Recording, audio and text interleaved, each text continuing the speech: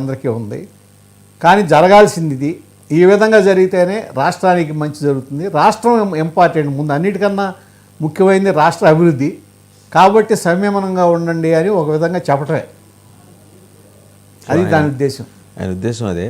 Right. ఇప్పుడు వరుసగా ఒకసారి సంఘటనలు చూద్దాం. గుంటూరు మిర్చి యార్డ్, అక్కడ రైతులు పరామర్శకు వెళ్ళినప్పుడు ఇలాంటి గలభయ జరిగింది. తర్వాత రాప్తాడు, అనంతపురం జిల్లా రాప్తాడు, హెలికాప్టర్ అద్దం పగిలింది. ఆ పైలట్ నేను వచ్చి చెప్పాడు, జగన్మోహన్ రెడ్డి గారిని ఎక్కించుకొని నేను ఎందుకు రాలేదు అంటే, ఆయన ఎక్కితే ప్రమాదం, నాకంటే సేఫ్టీ గైడ్లైన్స్ తెలుసు కాబట్టి నేను వెళ్ళిపోయాను అని ఆయన చెప్పాడు. అక్కడ మూకుమ్మడికి వచ్చి హెలికాప్టర్ మీద పిడిగుద్దులు గుద్దారు. నిన్న పొదిలి, ప్రకాశం జిల్లా పొదిలి, పరామర్శకు వెళ్ళిన పెద్ద మనిషి 3 కిలోమీటర్లు ర్యాలీ షో చేశాడు అని తెలుగుదేశం ఉంటుంది. సో వాళ్ళు తెలుగుదేశం కానీ ఎక్కువగా తెలుగుదేశం పర్సెప్షన్. గుంటూరు మిర్చి యార్డు, అనంతపురం రాప్తాడు, అనంతపురం జిల్లా రాప్తాడు, ఇక్కడ ప్రకాశం జిల్లా పొదిలి, ఈ 3 చోట్ల తెలుగుదేశం కార్యకర్తలను జగన్మోహన్ రెడ్డి పిలిపించుకుని దాడులు చేయించుకుని ఏమన్నా గ్లామర్ సంపాదించాలని అనుకుంటున్నాడా? లేదా ఇంకో ప్రశ్న ఏంటంటే, అసలు తెలుగుదేశం కార్యకర్తలకి ఏంటి పని అక్కడ? ఫస్ట్ ఆఫ్ ఆల్ అది ఆయన ఏదో కార్యక్రమం ఏర్పాటు చేసుకున్నాడు, పరామర్శకు వెళ్తున్నాడా, షో చేసుకుంటున్నాడా, that is up to him. ఆయనకి, ఆయన పార్టీ కార్యకర్తలకు సంబంధించి. వీళ్ళు ఎందుకు నిన్న చూసాము, నిన్న పొదిల్లో చూస్తే తెలుగుదేశం కార్యకర్త, మహిళా కార్యకర్తలు తీవ్రంగా గాయపడ్డారు. వాళ్ళ తెలుగుదేశం పార్టీ అనుకూల మీడియాలో వచ్చింది. వీళ్ళది ఏంటంటే, వాళ్ళు మా మీద చెప్పులు ఇసిరేశారని వీళ్ళు అంటారు, వీళ్ళు మహిళల మీద దాడి చేశారు వైసీపీ వాళ్ళని తెలుగుదేశం ఉంటుంది. ఎందుకంటే ఈ ఫెసిలిటీ కేవలం దేశం మొత్తం మీద ఒక జగన్మోహన్ రెడ్డికి ఎందుకు ఉంది అంటే, ఇక్కడ మనం ఒకటి ఈ మొత్తం అన్నిటికీ మనం గుదిగుచ్చి ఆలోచిస్తే, జగన్మోహన్ రెడ్డి గారు 4 నెలల క్రితం, ఎప్పుడో 5 నెలల క్రితం ఢిల్లీ వెళ్ళి లా అండ్ ఆర్డర్కి భంగం జరిగింది, అసలు ఆంధ్రప్రదేశ్లో లా అండ్ ఆర్డరే లేదు అని చెప్పి అక్కడ మీడియాకి చెప్పిన విషయం చూసాం. అంటే ఒక ప్రతిపక్ష నాయకుడిగా తెలుగుదేశం పార్టీ చేసిన తప్పుల్ని చెప్పటం, లేకపోతే విమర్శించడం కాకుండా లా అండ్ ఆర్డర్ లేదు ఆంధ్రప్రదేశ్లో అని చెప్పదలుచుకున్నారంటే, అక్కడ ఇన్వెస్టర్స్ రావద్దని దాని మీనింగ్. ఇప్పుడు తమిళనాడులో ఎవరిలో ఏం జరిగినా సరే వాళ్ళ రాష్ట్ర అభివృద్ధి మాత్రం వాళ్ళు కుంటుపడినవారు, ఏ పార్టీ అయినా సరే. డిఎంకే ఇద్దరు కలిసే ఉంటారు. డిఎంకే అన్న డిఎంకే రెండు కూడా రాష్ట్ర అభివృద్ధి విషయంలో మాత్రం రాజీ పడరు, మిగిలిన విషయాల్లో కొట్టుకుంటారు. ఇక్కడ దురదృష్టకరం ఏంటంటే, అసలు ఆంధ్రప్రదేశ్ అనే రాష్ట్రాన్ని ఎందుకు పనికిరాని రాష్ట్రంగా చూపించడానికి ప్రయత్నించడం అనేది మాత్రం క్షంతవ్యం కాదు. నిన్న మొన్న చూసాం మనం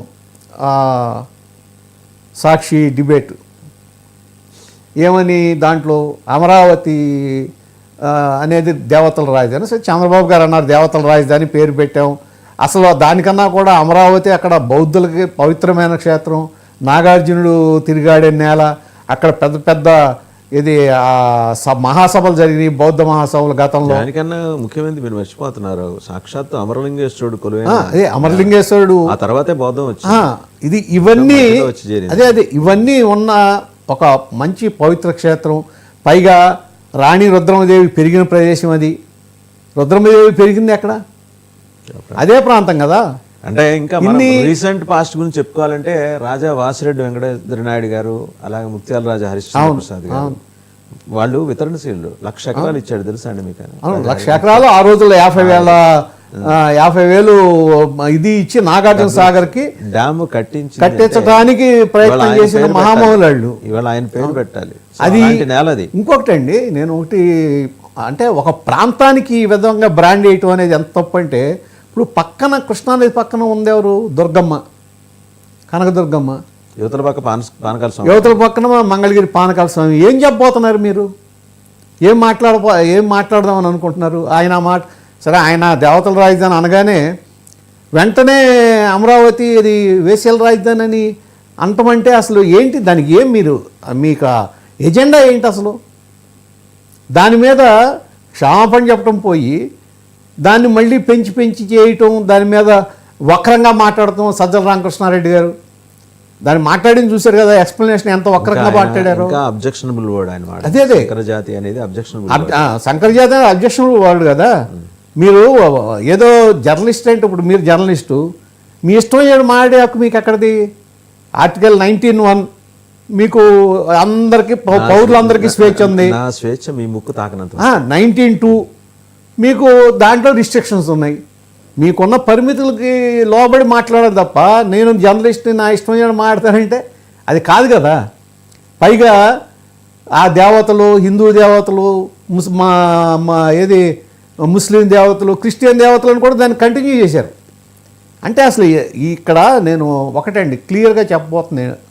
నా ఉద్దేశం అయితే జగన్మోహన్ రెడ్డి గారు తెలుగుదేశం పార్టీకి సంబంధించి వీళ్ళు చేసిన లేకపోతే ఫెయిల్యూర్స్ ఏమన్నా ఉంటే అభివృద్ధిలో కానీ సంక్షేమంలో కానీ వాటిల్ని ప్రశ్నించడం కన్నా కూడా ఈజీగా ఏంటంటే ఒక సెంటిమెంట్ రెచ్చగొట్టి ఈ విధంగా చేసి అసలు ఏది జరగట్లా, పూర్తిగా అవినీతిగా మయమైపోయింది, మొత్తం అస్తవ్యస్తంగా తయారైంది, దీన్ని తయారు చేసి ఆంధ్రప్రదేశ్ బ్రాండ్ ఇమేజ్ని దెబ్బ కొట్టాలని చూసే ప్రయత్నంలో భాగమే ఇవన్నీ నేను అనుకుంటున్నాను. ఇక్కడ నా ఉద్దేశం ఏంటంటే ఇప్పుడు ఈ జరిగిన ఇది కానీ తెలుగుదేశం పార్టీ వాళ్ళు వస్తాం కానీ అసలు తెలుగుదేశం పార్టీ వాళ్ళు రావాల్సిన అవసరం లేదు, రాకూడదు కూడా.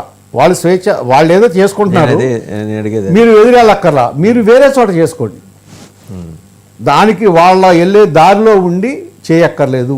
చేయటం వలన ఏమవుతుందంటే వాళ్ళు దాన్ని ఘర్షణకి తీసుకెళ్లే అవకాశం మీరే ఇస్తున్నారు. ఘర్షణకు తీసుకెళ్లే అవకాశం ఇచ్చిన తర్వాత లా అండ్ ఆర్డర్ లేదు అనేది వస్తుంది.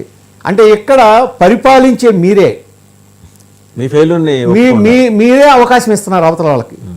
సో వాళ్ళ